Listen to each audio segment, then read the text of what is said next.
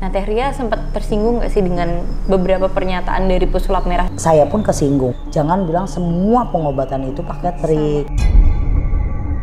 Jangan melulu tentang goib dikaitkan dengan uang, mahar. Ke rumah saya, lihat pengobatan saya. Kalau memang ada yang dimintain duit datang ke rumah saya, tunjuk orangnya siapa, kasih tahu orangnya siapa, namanya siapa, biar saya yang lapor dia, urus dia ke penjara. Nah, mereka cuma mau nunjukkan ke si Marcel, ke pesulap merah, Bang Marcel, ini sebenarnya goib tuh ada. Jadi jangan dipukul rata, kamu nggak boleh kayak gitu. Kalau misalnya kamu memang tidak suka pendapatnya si A, masuk pengobatan si A aja. Jangan bilang semua pengobatan itu pakai trik gitu. Jadi baliknya lagi, harusnya nggak ada permasalahan jadi ada permasalahan. Numpang tenar gara-gara Bang Marcel pesulap merah. Mohon maaf, saya viral gara-gara surat La ilaha illa anta subhanaka ini kuntum minazolimin. Itu doa itu yang bawa nama saya naik. Kalau saya gara-gara Marcel bisa nggak baca doa itu? Hukum bagi saya adalah Gus Samsudin apa pesulap merah?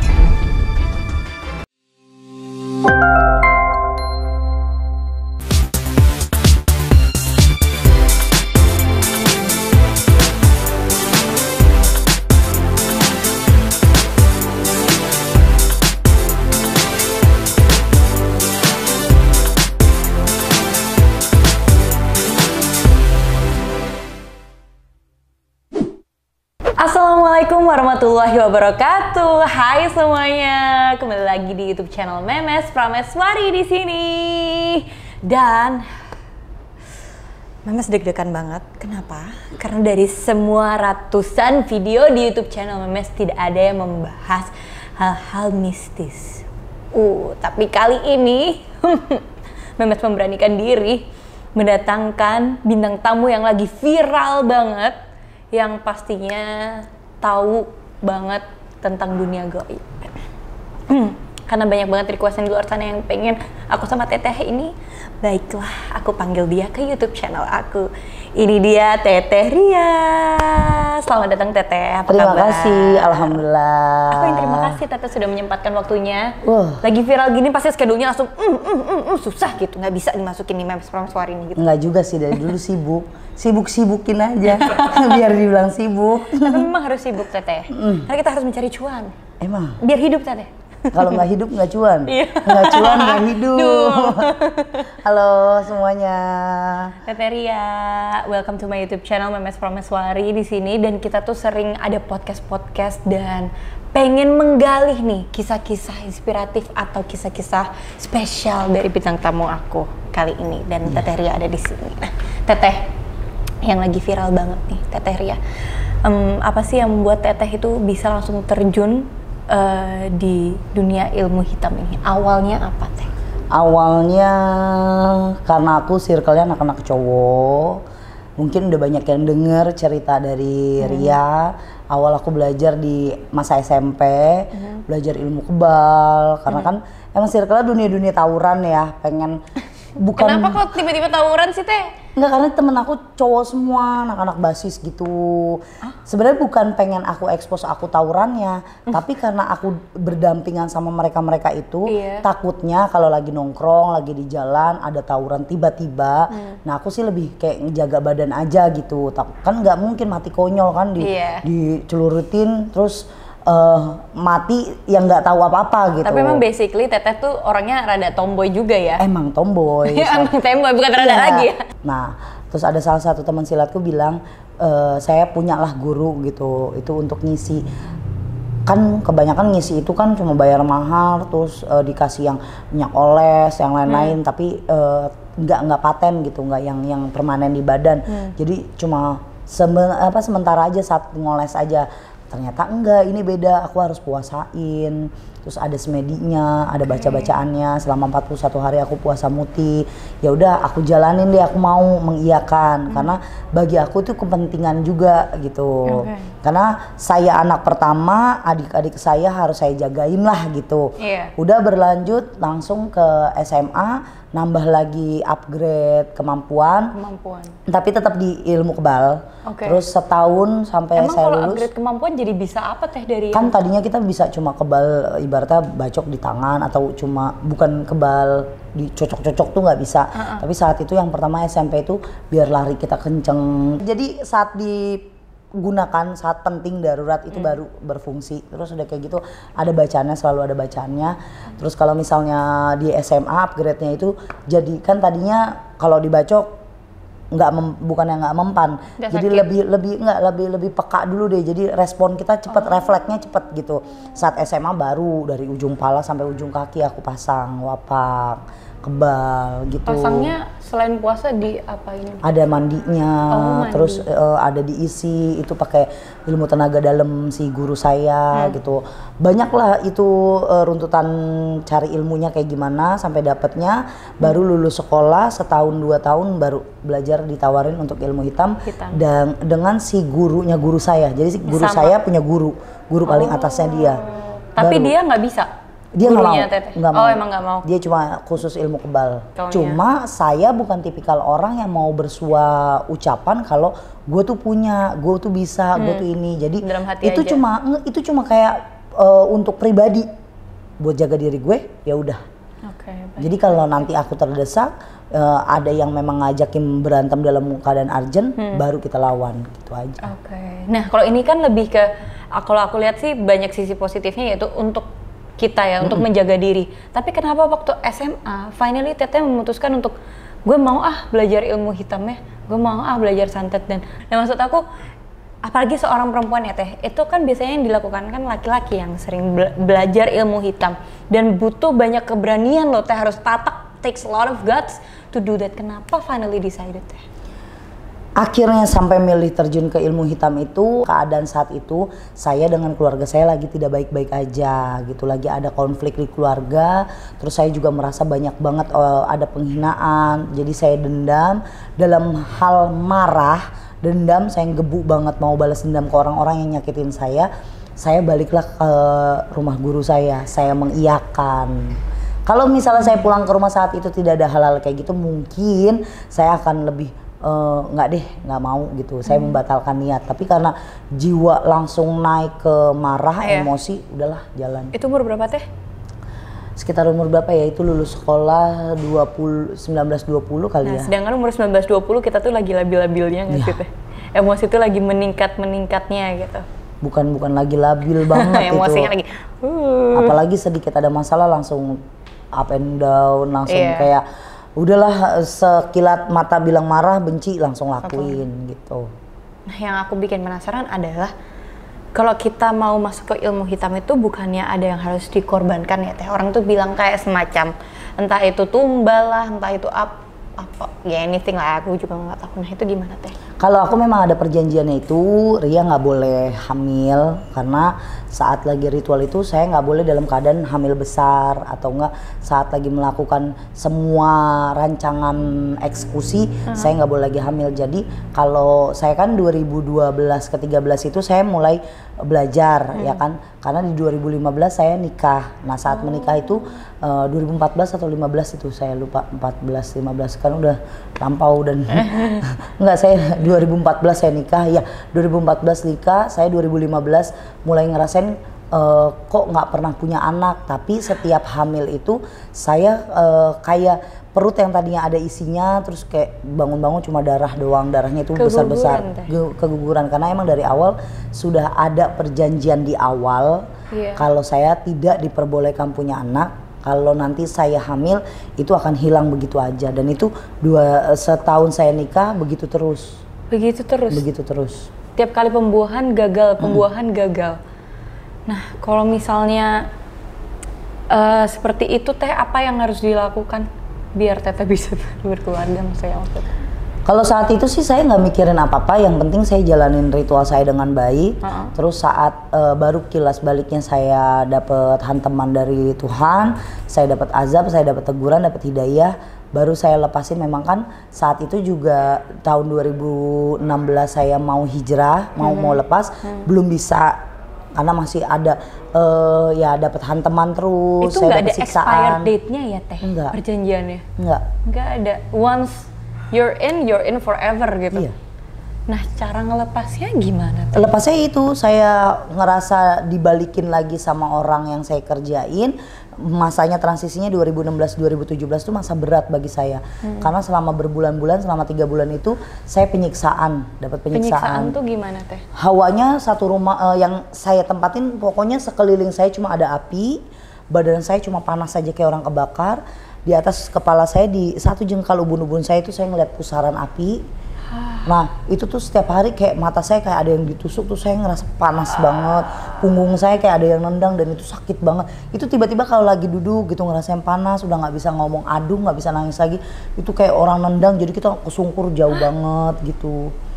Sampai seperti itu sampai seperti Teh? itu. Saya kan emang hidup selama papa saya kena stroke, saya bawa papa saya kan.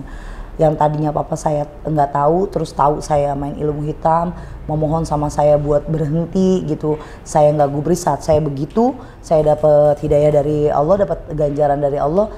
Papa saya lah yang nemenin saya, pelan-pelan dan ya, kayak nolongin kalau setiap saya jatuh terus saya sakit, minta tolong terus panas, dia yang gimana caranya dengan kaki dia yang stroke, kan kaki papaku kan stroke, sebelah kan stroke, dia bawa saya, nyeret saya, narik saya ke deket kamar mandi, terus dibacain doa, saya diusapin, terus diguyur air sama dia sambil dia ruqyah mandiri saya. Walaupun itu waktunya agak panjang selama 3 bulan, bagi saya usaha papa membuahkan hasil.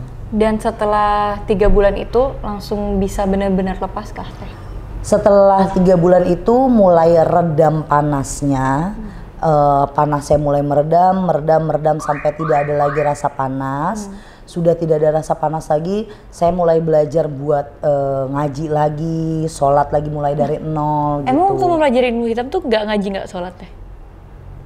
Ada jampenya, jadi nggak boleh baca, ya nggak boleh sholat, nggak boleh ibadah lah gitu. Nah ini kita soalnya aku melihat ada lagi. beberapa juga yang di luar sana yang memang yang ngaji ya sholat. Ya itu biarinlah yang di luar sana. Oh memang beda-beda ya Teh? Beda. Nah Teh, rintangannya selain sakit fisik apalagi sih Teh? Sakit fisik, sakit batin, mental. Jadi selama saya ngerasain sakit kayak gitu, maksud tersiksa kayak gitu, saya mulai kepikiran semua muanya yang saya sakitin, semua muanya korban yang saya celakain, saya lukain. Cuma di luar sana kan taunya saya dengan senyum di podcast bangga kalau sudah menyakiti orang. Jangan salah, setelah kejadian ada rumah saya kebakaran, kendi itu semua beratus-ratus kendi di tempat eksekusi saya, itu semua saya bongkar paksa, saya tendang, saya pecahin, kayak ibaratnya sukma mereka saya kembalikan kembali. Kalau ditanya caranya apa, ya itu biar urusan saya, kalian hanya taunya saya cerita itu semuanya saya sembuhin. Karena memang ada 2 korban yang tidak bisa saya sebutkan namanya, sudah pernah ke rumah saya bilang, malam mereka bilang terima kasih dengan kebesaran hati saya mau membuat mereka jadi sembuh gitu. Walaupun harusnya mereka marah, di situ saya yakin Allah menurunkan mereka untuk menegur saya. Kalau orang yang disakiti tetap bisa punya rasa ikhlas gitu. Jadi saya sekarang mau berbalik, yang tadinya menyakiti saya mau bantu menyembuhkan gitu. Bentar Teteh, berapa kendi? 500-an. Hah? Pasiennya banyak juga ya? Banyak, pasien mah banyak.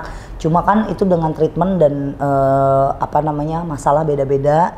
Dengan usahanya mereka, caranya mereka nyakitin orang dengan beda-beda kerjaan. Tapi Teteh tahu korbannya yang bakalan Teteh tuju itu orangnya seperti apa dan lain sebagainya? Tahu, tapi kan kita mau nggak mau dan tahu atau enggak ya tetap kita kerjain. Harus kita. Tapi Teteh bisa memilih untuk nggak mau ngerjain nggak sih Teh? Kadang, kalau memang. Kenapa tuh? Kalau saya sudah lihat titiknya, ini pasien ngerjain korban yang baik banget, ya udah duitnya saya ambil tetap, tapi dia nggak saya kerjain. Oh, Teteh pernah seperti itu? Pernah lah. Tapi Teteh nggak bilang kan? Enggak lah. Rugi dong. Iya udah kayak gitu. Ini dong, dia nggak bakal refund berani. dong. Dia juga nggak bakal berani nanya-nanya yang aneh-aneh, karena kadang saya jadi orang situ saat mereka marah, saya gebrak meja, ya udah lu aja sini gue santet gitu. Jadi kayak ngancem, saya balik ngancem. Iya. Oh my God, ternyata ada sampai 500 kendi ya? Iya banyak, karena kan yang datang itu bukan 1-2 orang gitu, banyak, dan mereka kadang abis ngerjain satu lagi, ngerjain itu satu. Itu semua gitu. tuh santet ya? Sama satu macam? Iya, enggak sih, bermacam-macam, ada santet, guna-guna, telu, gendam, pelet. Itu beda semua tekniknya? Beda treatmentnya beda-beda. Beda treatmentnya. Nah kalau misalnya itu, misalnya Teteh nyantet orang, berarti itu bakalan dia kena terus forever Teh, sampai akhirnya Teteh lepasin? Iya. Apa orangnya bisa lepas sendiri? Bisa lepas. Bisa lepas. Kalau dia dibantu sama orang yang memang ahli ibadah, ahli agama juga, dan tahu soal hubungan goib gitu, untuk melepasnya, jadi dibantu sama orang, atau dengan dia sendiri melalui treatment agama, ibadahnya dia dirajinin dengan keimanan, ketakwaan, terus rajin bersedekah, rajin ruqyah mandiri, rajin membaca ya kitabnya gitu. Pokoknya intinya balik lagi ke agama dan ibadah sih. Kalau dia tahu gue lagi kena sihir atau kena ilmu hitam, nggak usah panik, nggak usah yang berlebihan kayak gimana pun, karena balik lagi tidak ada setan yang mematikan manusia, tidak ada itu penyakit. Di film ya? Iya, tidak, ya itu hanya di film. Tidak ada penyakit yang nggak ada obatnya, pasti semua penyakit ada obatnya. Betul. Kalaupun kita mati itu bukan perkara disantet, diguna-guna orang atau kecelakaan, itu bukan. Memang Tuhan sudah menggariskan kita meninggalnya karena apa, kenapa, dan bagaimana. Jadi kita punya mental yang baik dulu. Gitu. Tapi Teteh ada nggak sih treatment apa yang paling kejam Teteh lakuin ke santet, ke korbannya kalau boleh? Kalau treatment yang paling, ada yang sampai meninggal nggak? Ada yang sampai meninggal. Itu karena balik lagi sih, sebenarnya aku bukan bikin dia mati gitu, nggak pernah yang sampai dia mati, tapi kita bikin gimana caranya hidupnya dia makin frustasi dan ngerasa kesakitan gitu. Saat dia ngerasa sakit, dia kolaps sendiri kok. Itu yang sudah bayarannya puluhan juta bahkan ratusan gitu. Itu sebenarnya meninggal yang paling sengsara sih Teh, karena disiksa, iya. Disiksanya lama.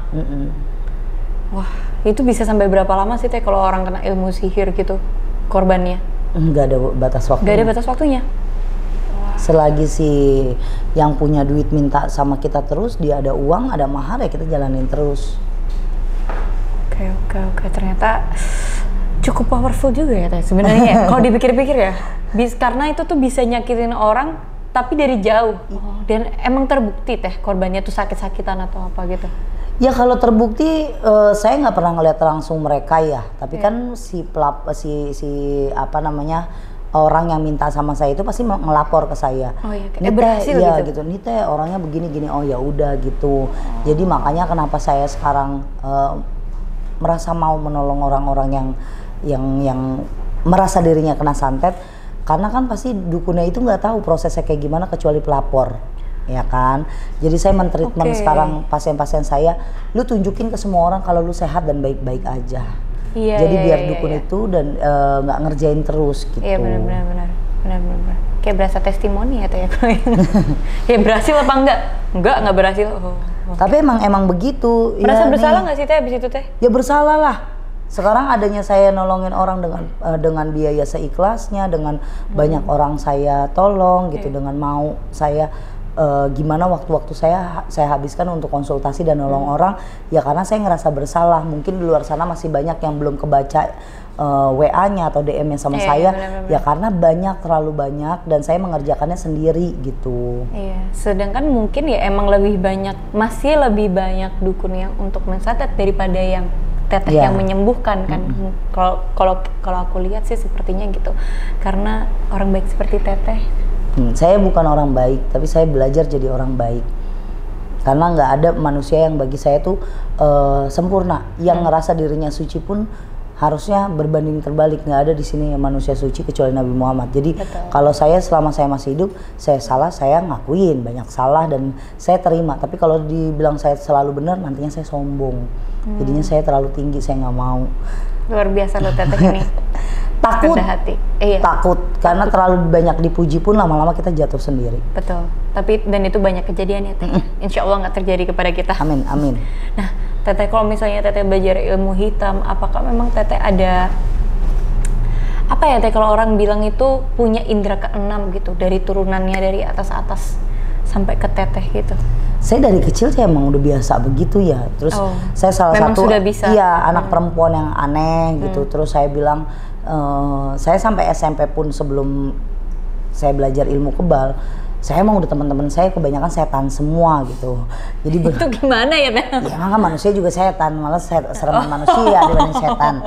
Jadi emang matanya saya lebih peka dibandingin keluarga saya yang lainnya.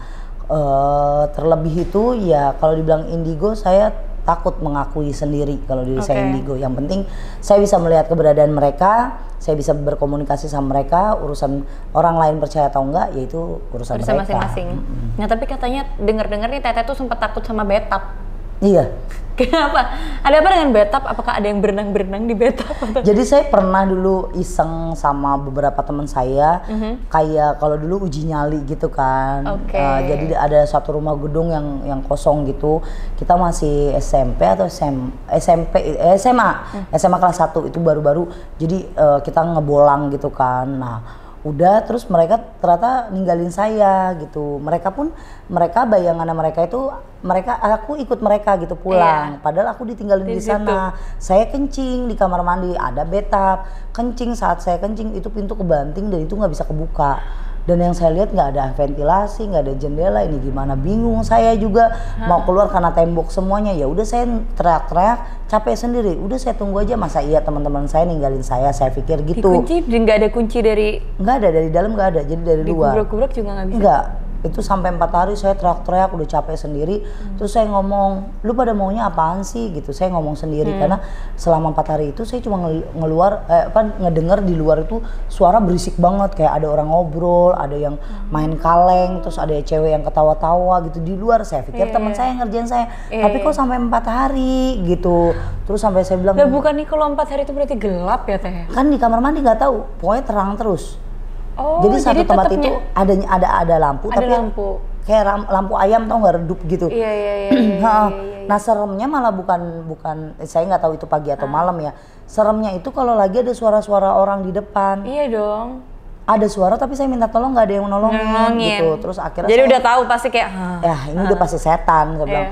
Terus saya pernah ngomong, udah lu pada mau ngapain sih? Capek gue begini udah 4 hari, gue mau pulang, gue lapar aku gitu. Terus tiba-tiba saya kayak disuruh tiduran di bathtub. Mau ngapain? Gue takut, gituin kan.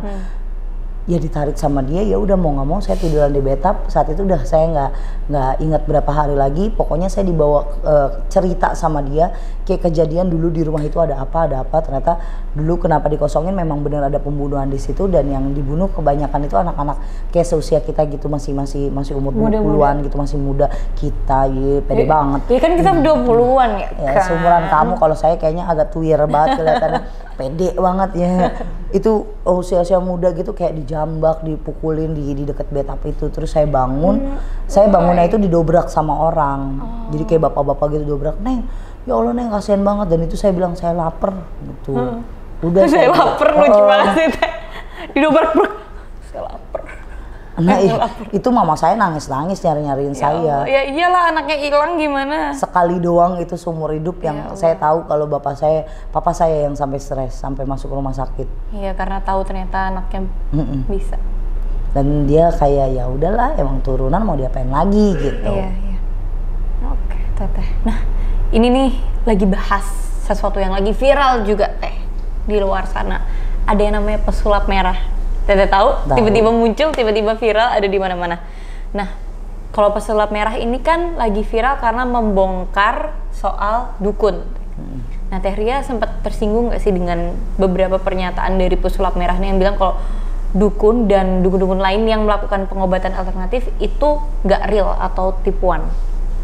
Iya, kalau kesinggung enggak, karena dia kan nggak nunjuk nama saya, tidak menunjuk saya gitu. Jadi bagi saya ya kalau kesinggung untuk apa gitu. Cuma kalau dia menyamaratakan, bagi saya jangan, karena kan semua orang punya profesinya masing-masing. Boleh berpendapat, tapi jangan dipukul rata. Takutnya kalau ada orang yang kesinggung, sakit hati kan jadinya malah imbasnya tidak baik gitu. Kalau pengobatan yang lain menurut dia pakai trik, apapun itu pakai triknya, tapi yang benar dulu, yang bagus, yang positif atau yang negatif. Karena menyembuhkan orang sakit guna-guna seperti halnya kita mengembalikan mental orang-orang sehat. Jadi ada yang pakai dibikin cerita dulu, dibikin nyaman untuk bercerita dulu, dibikin percaya dulu sama omongan kita. Jadi kayak kita hipnoterapi dulu, biar dia cerita dulu soal masalah dia kemasukan, dia ini, ya itu baru urusan yang belakang. Yang penting dia harus nyaman sama si tukang ngobatin, dan lebih pentingnya lagi jangan melulu tentang goib dikaitkan dengan uang mahar ke rumah saya, lihat pengobatan saya. Kalau memang ada yang dimintain duit datang ke rumah saya, tunjuk orangnya siapa, kasih tahu orangnya siapa, namanya siapa, biar saya yang lapor dia, urus dia ke penjara. Karena pengobatan Teh Ria, untuk pengobatan secara langsung ke rumah saya, duduk bareng sama saya, bayarnya seikhlasnya. Nggak ada saya pentarifan. Memang Teteh sekarang niatnya benar-benar ingin menyembuhkan orang. Kenapa sih Teh Ria tetap masih pakai uang seikhlasnya? Seikhlasnya, kata seikhlasnya itu umpamanya kamu ke rumah sakit bayar obat. Kalau ke saya seikhlasnya kamu ke saya untuk penajam aja, udah. Untuk ucapan terima kasih. Kamu nggak punya duit, ngomong sama saya, Teh, saya nggak punya duit, nggak apa-apa. Yang penting kamu keluar dari rumah saya, kamu bisa waras, bisa sehat, udah kamu dapat keberkahan, kita sama-sama dapat rezeki, kita sama-sama doain, udah selesai. Wah, kalau kayak gitu kliennya banyak banget dong. Banget. Iya nggak sih, pada DM, pada nyariin Teteh semua.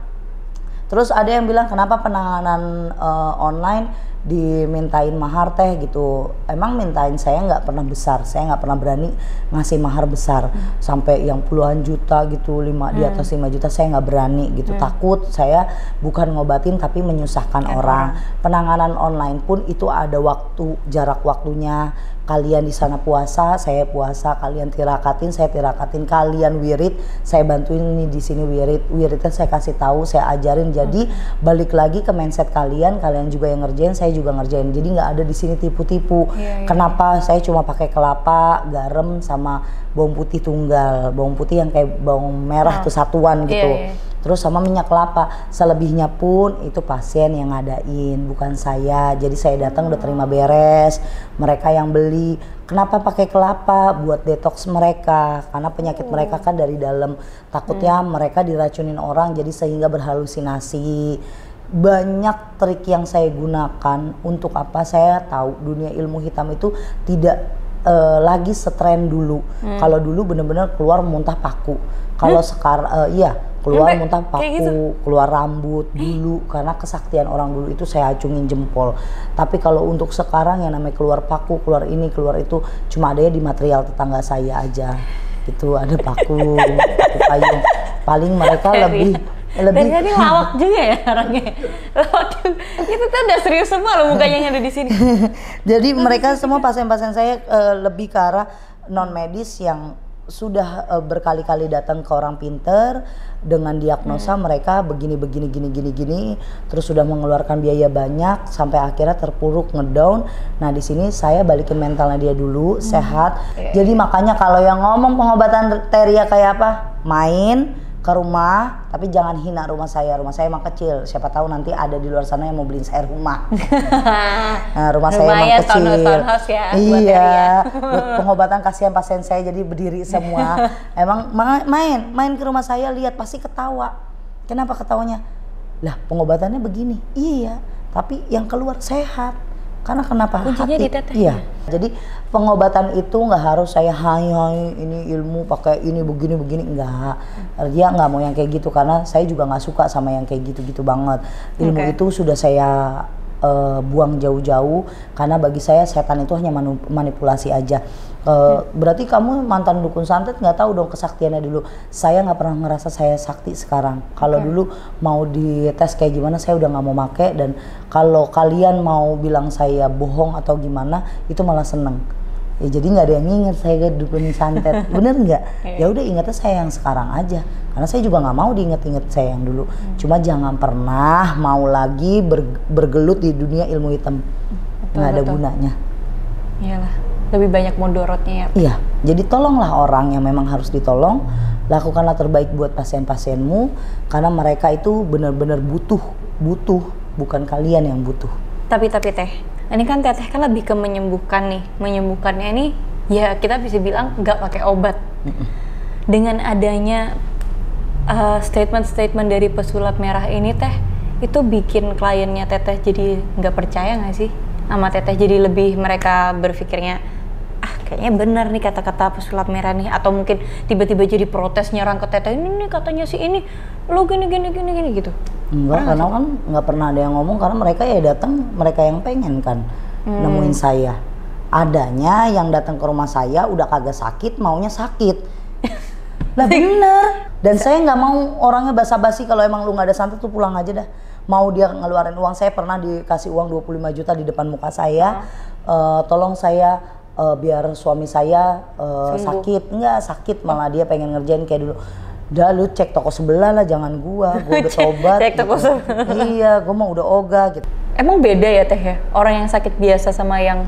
Ya ada bedanya, ada enggaknya. Cuma kalau yang enggak, bagi saya saat saya ngelihat mereka sehat jasmani cuma mental aja, kita ingetin bahwa dia nggak ada apa-apa, tapi nggak kena, tetap mau dibilang gitu, mendingan kita suruh pulang aja. Nah, itu hebatnya Teteh. Nggak Teteh manipulasi buat mendapatkan keuntungan ya Teh ya? Kasian, soalnya Betul. untung nggak untung saya kan minta seikhlasnya. Sebanyak apapun pasien saya ya saya dapatnya seikhlasnya aja, nggak ada yang nominal tarif besar. Jadi kalau saya untuk memperkaya diri dengan bohongin mereka, bagi saya nominalnya juga nggak akan pernah besar, segitu-segitu aja. Teh ngomongin tadi nih ya, kalau Teteh kan bilang seikhlasnya, berarti kan Teteh nggak ada nominalnya. Sedangkan di luar sana ada yang lagi viral juga, Bapak Gus Samsudin itu selalu mentarifkan dari berapa juta ya? 10 juta apa sampai berapa belas juta gitu. Memang ada fix fee-nya gitu untuk dia. Nah menurut Teteh gimana nih tanggapannya? Ya kalau tanggapan saya sih itu kan korporat masing-masing ya. Itu gedungnya masing-masing gitu. Iya dong, itu kantornya masing-masing. Kalau saya ada mahar untuk hal-hal tertentu, kayak dia datang ke saya atau saya diundang, paling mereka bayar bensin saya kalau ngundang saya, bensin sama tol, wajar kalau di luar kota, transport. Terus kalau misalnya dia datang ke rumah saya nggak ada tarifnya yang saya tentukan, berapapun yang kalian kasih saya terima asal ikhlas ridho lillahi ta'ala. Kalau lewat online by phone, nanti kan chat dulu lewat WA chat, kalau memang saya lihat kamu harus saya bantu ya saya bantu, kalau enggak balik lagi saya ngelihat orang harus itu beneran sakit atau enggak. Kalau memang harus, paling mahalnya itu saya cuma di 2 juta. Oh iya. 2.500.000 tuh udah mahal banget, dan itu saya rate-nya biasanya 1 juta sampai 2.500.000. Itu kalau misalnya sampai berapa minggu nggak ada beberapa bulan nggak ada mereka nggak ada apa ya penyembuhan atau masih tetap sakit, biasanya saya kembalikan setengahnya buat mereka gitu. Oke, baik itu ya kalau kita ngomongin dari nominal nih. Tapi ada lagi nih Teh, yang kemarin lagi rame-ramenya tuh Teh.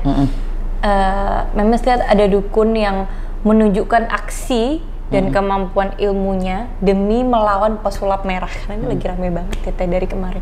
Nah menurut Teteh bener nggak sih yang dilakukan mereka ini? Ini hasil dari statement pendapat, kalau misalnya mau memukul rata semua masalah itu dijadikan satu, kayak contoh kayak gini. Jadi kan yang tadinya nggak pernah ada mau kebuka atau nggak pernah mau memamerkan, akhirnya jadi menunjukkan siapa mereka gitu. Karena satu kesinggung gitu. Ya, jujur kalau kesinggung ya pasti saya pun kesinggung karena kan saya tentang pengobatan, cuma karena dia nggak menunjukkan nama saya jadi saya orangnya kan bodo amat gitu, kecuali dia udah Teria sini kamu gini-gini, ya udah kamu yang sini jangan saya yang kesono, kan kamu yang nanyain begitu, masa ladies nyamperin cowok ya kan. Kalau untuk yang penampakan yang kayak gitu masa menunjukkan ilmu kebal, saya salut karena mereka semua juga saling membela untuk mengatakan bahwa saking pengen kasih tahu goib itu ada, cuma statement manusia sekarang atau warga Indonesia kan sudah lebih ke milenial banget ya. Beda sama otak-otak kayak saya yang masih tradisional banget, yang masih jadul. Jadi kalau orang-orang kebal bagi saya masih ada, tapi mereka orang-orang pasti punya padepokan, punya perguruan. Nah, mereka cuma mau menunjukkan ke si Marcel, ke pesulap merah, Bang Marcel, ini sebenarnya goib tuh ada. Jadi jangan dipukul rata, kamu nggak boleh kayak gitu. Kalau misalnya kamu memang tidak suka pendapatnya si A, maksud pengobatan si A aja. Jangan bilang semua pengobatan itu pakai trik gitu. Jadi baliknya lagi, harusnya nggak ada permasalahan jadi ada permasalahan. Betul.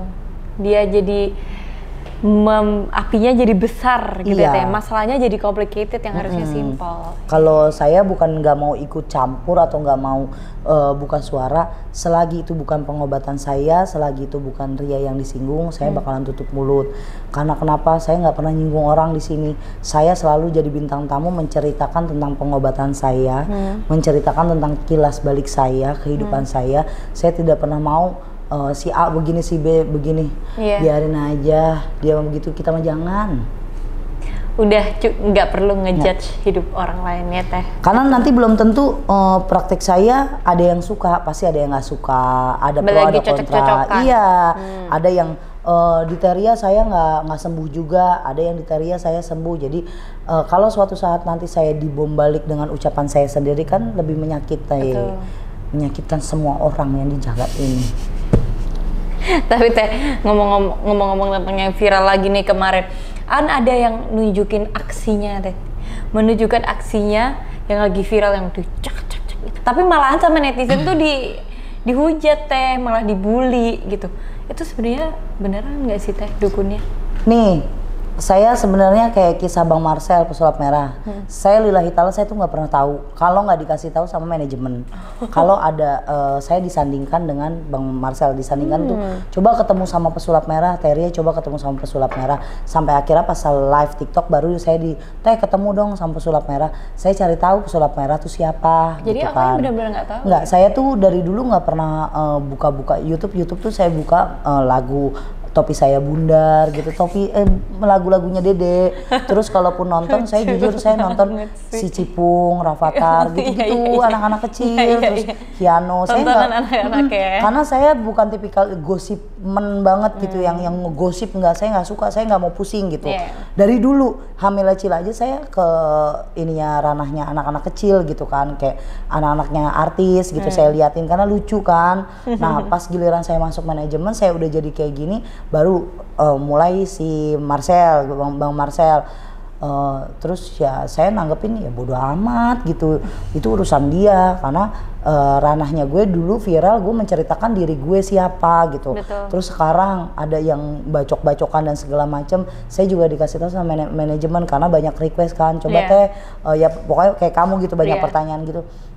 Saya lihat ya dia sama kayak saya yang dulu gitu, bisa kebal. Memang saya begitu dulu dibacok gitu. Cuma kan dia benar atau enggak saya nggak tahu gitu. Wallahu alam lah. Tapi kalau memang dia benar, tolonglah hargai gitu, hargai. Kalau memang dia nggak benar, ya balik lagi tolong hargai. Apapun yang dia lakukan itu demi nih pendapat gue, jangan pendapat satu orang aja yang disupport, tapi banyak pendapat kita support, kita jadikan satu, baru klarifikasi baik-baik. Jangan pendapat si A, nanti lu dukung A, giliran si A udah ketahuan bohong, pendapatnya jadi ke si B. Karena sebenarnya gitu. Yang tahu kebenarannya cuma Allah Subhanahu wa Ta'ala ya. Bener. Kita jadi orang tuh terkadang ya jadi terlalu kayak banyak ngejudge aja sih. Makanya gitu. nanti jadinya kita percaya nggak percaya, otak kita jadi rusak. Sama logika jadi nggak percaya juga, sama goib nggak percaya juga, jadi ODGJ. Kalau udah jadi ODGJ, tapi memang ini Indonesia jadi terguncang-guncang gara-gara hal ini teh, gara-gara perdukunan ini, kemarin-kemarin kan nggak ada berita Nggak ini. ada. Cuman karena satu aja langsung bulan sampai sekarang tuh dibahas terus. Dan saya juga bingung Memes. Awalnya tuh saya di gini numpang tenar gara-gara Bang Marcel pesulap merah. Lu mohon maaf, saya viral gara-gara surat la ilaha illa anta subhanaka ini kuntum minazolimin. Itu doa itu yang bawa nama saya naik. Kalau saya gara-gara Marcel bisa nggak baca doa itu? Udah pernah belum Marcel bawakan surat Nabi Yunus? Pernah nggak Marcel mengucapkan itu ke publik? Kalau saya memang viralnya gara-gara doa itu. Banyak orang yang mengamalkan doa itu. Terus banyak yang tahu kalau di pasar kenapa palanya pusing, ada pesugihan ini, ada ini gitu. Saya menceritakan itu, bukan menceritakan si A, si B, si C, si D. Saya nggak pernah. Terus saya disandingkan, saya bilang beda ceritanya dia sama saya. Dia menguak trik orang, saya menceritakan si bajingan ini dulunya gimana. Bener nggak? Saya menunjuk diri saya, ini bajingan, dulu ceritanya begini, sekarang, dan saya nggak pernah berkor-kor, Teria punya pengobatan, ada di daerah sini, saya nggak pernah. Di ujung cerita memang, di ujung cerita saat mau closing, selalu saya bilang, memang saya sekarang bantuin orang. Kalau memang, nah kalau bisa saya bantu, enggak ya pasti enggak saya nggak bantu. Cuma sebatas itu. Selebihnya kalau mau sanding-sandingkan saya, ya udah kita duduk bareng, minum teh bareng, minum kopi bareng, kita ngobrol. Apa sih yang dipermasalahin? Kalau memang itu salah, yuk kita cari jalan keluarnya yang benar gimana. Kalau emang itu nggak baik, yuk cari jalan keluarnya yang baik. Jadi otaknya yang dewasa makin dewasa, yang anak kecil jangan terlalu dewasa. Kasianan apa? Yang ngelihat video kita malu kitanya. Kita lagi ribut gini yang nonton kan makin seneng bikin kita ribut. Dan kita wayangnya dari netizen itu aja. Ternyata luar biasa loh, mentalnya kuat loh teh. Mental kuat karena kita tahu dunia yang sekarang saya jalanin itu dunia yang harus tahan banting. Yang penting bergunalah buat orang sekarang. Luar biasa teh. One last question Teteh, apakah ada yang ingin Teh Ria sampaikan nih ke pesulap merah dan dukun yang sedang viral tersebut? Saya mohon maaf kalau saya selalu disandingkan sama kalian, tapi saya nggak pernah pengen tahu dan ikut campur urusan kalian. Itu urusan kalian. Kalau memang mau datang ke tempat pengobatan saya, silakan, kita silaturahmi baik-baik. Terus saya setuju dengan Bang Marcel, apapun bentuk penipuan harus kita berantas, apapun itu bentuk tipu-tipu harus kita hilangkan. Saya juga apresiasi kepada Gus Samsudin kalau mau untuk pengobatan semua tentang pengobatan gaib kayak gini. Balik lagi, kita mengambil ilmu secara gratis dari Allah, ngambil sajadah, ambil air wudhu itu gratis. Jadinya jangan memperkaya diri kita sendiri. Ingat hukum alam berlangsung di dunia, bukan di akhirat. Betul. Luar biasa Teh Ria. Terakhir Teh, fast answer boleh nggak Teh? Boleh. Aku tuh selalu tiap ada narsum, aku kasih fast answer, ini challenge tersendiri juga. Oke, langsung kita mulai fast answer untuk Teh Ria. Yang pertama, dukun bagi saya adalah orang